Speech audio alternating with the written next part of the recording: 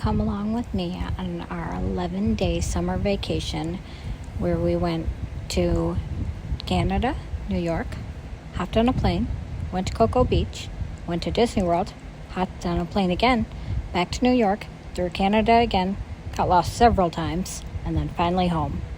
So we started out going over the bridge to Canada, and while we were in Canada, like about 5 minutes in, we suddenly realized that we had no cell service on our phones whatsoever because we turned the roaming off because we live so close to Canada. So when we got lost, we literally had to just figure it out old school style.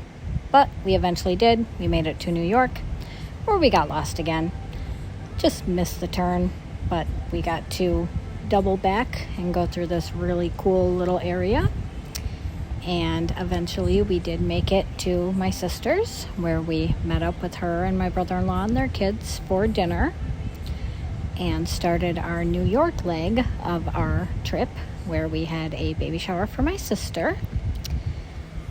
And it was really cute. Everything turned out really well. And we got to just chill and hang out and spend some time with my nephew and my two nieces. And it was so much fun. I loved being there. My niece Lyric drew me this amazing picture, which is currently hanging in my office.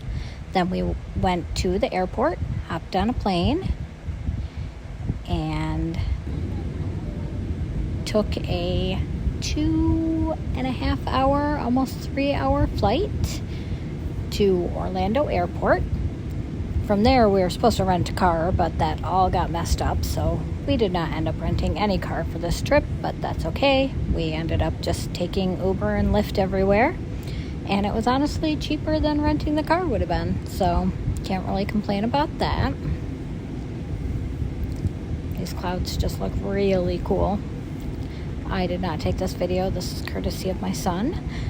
We got to our hotel in Cocoa Beach, tried to go down to the beach to see bioluminescence. We saw nothing.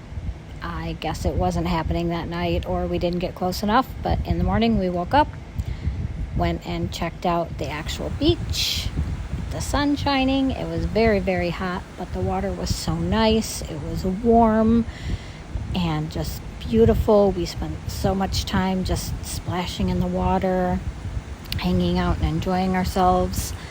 But eventually we had to say goodbye to the beach, grab another Uber, and head to Orlando for our Disney World weekend.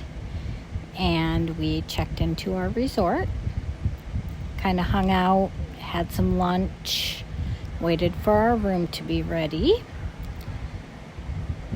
Those fans were really cool.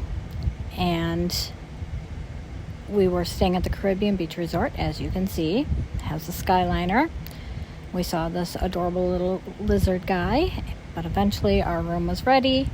We decided to spend some time at the pool. That water was really warm. And then when we were hungry, we headed to Disney Springs, had some dinner, and checked out this amazing drone show. It is so awesome. I think it goes until September 22nd. So if you are in the Orlando area at all, it's totally free.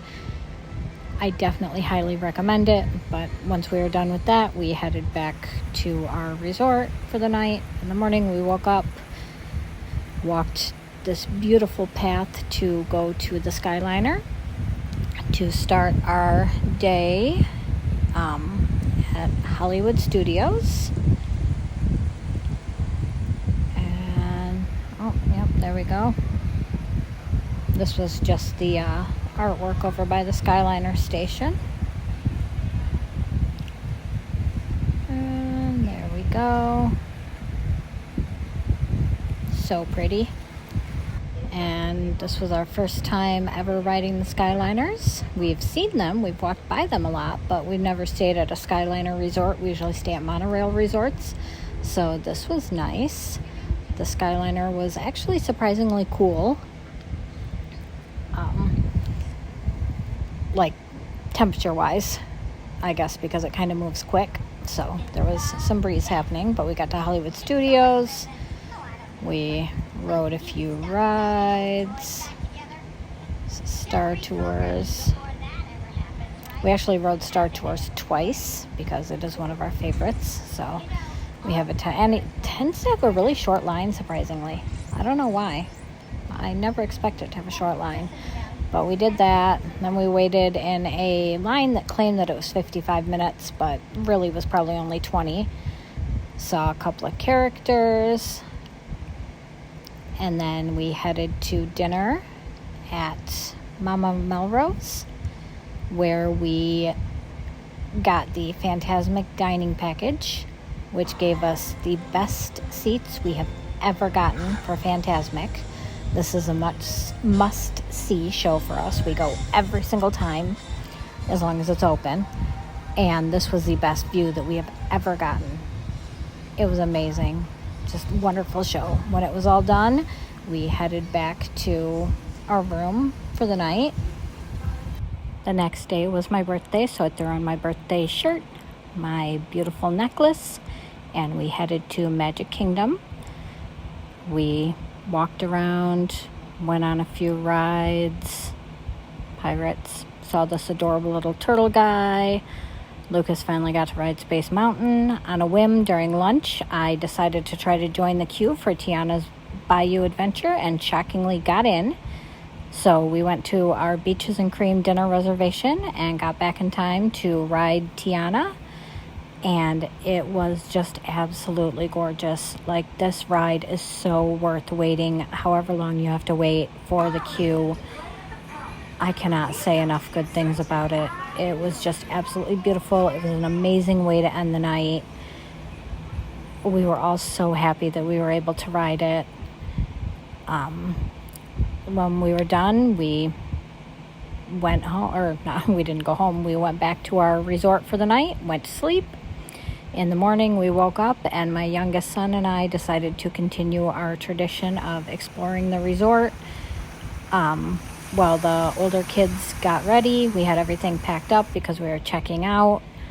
And so, the older kids were just getting their bearings. We went to one final breakfast with an absolutely beautiful view.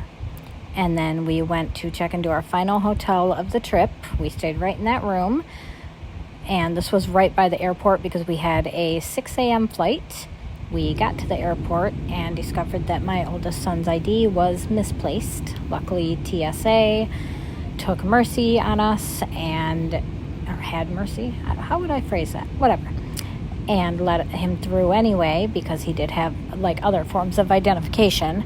But we hopped back on the flight. We basically all slept on it.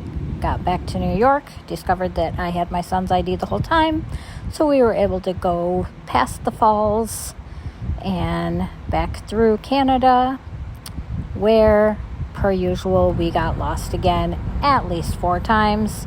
Took us way longer to get home than we should have. We eventually made it to the bridge, crossed over it, and we were home. And that was our 11-day adventure.